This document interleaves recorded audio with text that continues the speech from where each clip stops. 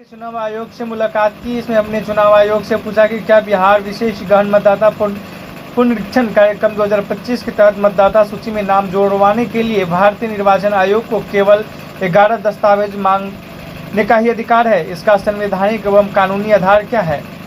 यहाँ एक मौलिक एवं विचारणीय सवाल खड़ा होता है कि क्या भारतीय निर्वाचन आयोग को यह अधिकार है कि वह केवल उन्हीं 11 दस्तावेजों को माने और किसी अन्य दस्तावेजों को खारिज कर दें।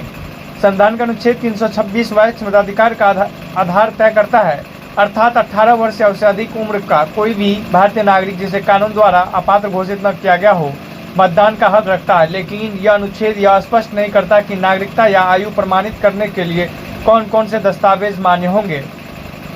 Representation of the people act 1950 के सेक्शन 16 चुनावी आपत्ति के आधार पर सेक्शन 21 और 23 नाम जोड़ने हटाने आपत्ति दर्ज करने आदि की प्रक्रिया की धाराओं में भी स्पष्ट निर्देश नहीं है कि केवल कौन से दस्तावेज ही मान्य होंगे। यह अधिकार मुख्य रूप से चुनाव आयोग की प्रक्रिया और अधिसूचना के अधीन छोड़ा गया है। हमने आयोग से पूछा कि क्या भारतीय निर्वाचन आयोग को केवल वही 11 दस्तावेज स्वीकार करने का विशेषाधिकार प्राप्त है। सरकार द्वारा सारी अन्य दस्तावेज जैसे Aadhaar card, ration card, MNREGA job card इत्यादि मतदाता सूची पुनरीक्षण प्रक्रिया में स्वीकार्य क्यों नहीं है, भले ही वे पहचान या निवास सिद्ध करें।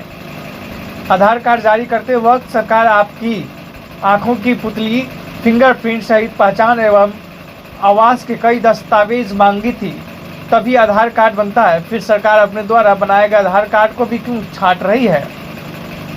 यदि जनप्रतिनिधित्व अधिनियम अथवा संविधान में ऐसा कोई स्पष्ट प्रावधान नहीं है तो यह 11 दस्तावेजों की सूची किस प्रक्रिया से तय हुई है? क्या यह न्याय संगत है?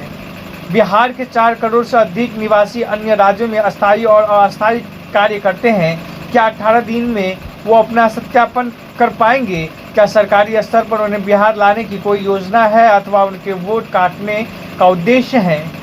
सत्यापनकारी मतदाता को सफ़ेद पृष्ठभूमि के साथ अपनी रंगीन फोटो लगानी है। क्या सभी घरों परिवार में फोटो उपलब्ध हैं? क्या अन्य दस्तावेजों की फोटोकॉपी उपलब्ध हैं? उन्हें निर्वाचन आयोग को यह सब उपलब्ध कराने के लिए फोटो स्टूडियो जाकर फोटो खिंचवाना होगा। यह प्रतिक्रिया गरीबी मतदाताओं के उत्पीड़न करने का अलावा वित्तीय बोझ भी है। निर्वाचन आयोग डैशबोर्ड के जरिए सभी को बताए कि प्रतिदिन कितने मतदाताओं का अब तक सत्यापन हुआ है, कितने मतदाताओं का मत स्वीकार हुए हैं। अगर इनकी मंशा ठीक है तो चुनाव आयोग को इस पर डैशबोर्ड के माध्यम से लाइव रियल टाइम अपडेट देना चाहिए। निर्वाचन आयोग ने बताया कि प्रत्येक बीएलओ के साथ 4 स्वयंसेवक लगाए गए हैं। हमने पूछा कि ये वॉलंटियर्स कौन हैं और इनके चयन का मानदंड क्या है, क्या वो सरकारी कर्मचारी हैं अथवा लोग। हमने मांग रखी है कि चुनाव आयोग बीएलओ की तरह इन वॉलंटियर्स यानी स्वयं सेवकों को भी सूची प्रकाशित कर ताकि सभी लोग उनका सत्यापन कर सकें। हमारे प्रतिनिधि मंडल के सभी सदस्यों ने एक स्वर में कहा कि निर्वाचन आयोग संविधान के अधीन एक स्वतंत्र संस्था है।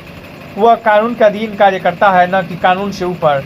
यदि दस्तावेजों की सूची प्रशासनिक आदेश या आंतरिक गाइडलाइन से बनाई गई है तो क्या उसे लोकतांत्रिक प्रक्रिया और नागरिक अधिकारों पर प्रभाव डालने की इतनी व्यापक शक्ति दी जा सकती है? निर्वाचन आयोग स्पष्ट रूप से यह बताए कि इन 11 दस्तावेजों का चयन किस विधि शक्ति या धारा के तहत किया गया है। चुनाव आयोग खासकर ग्रामीण और वंचित तबकों के हित में अन्य प्रमाणित दस्तावेजों को भी स्वीकार बनाने पर पुनर्विचार करे, अन्यथा सड़क पर आंदोलन होगा।